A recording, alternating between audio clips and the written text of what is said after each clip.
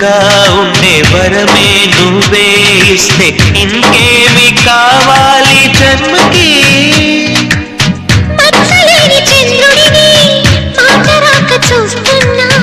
వరస కాని బంధుని చొరవ చేసి అంటున్నా, ఇంకెప్పుడు ఒంటరినని అనరాదని, నీకు సొంతం అంటే నేనేనని.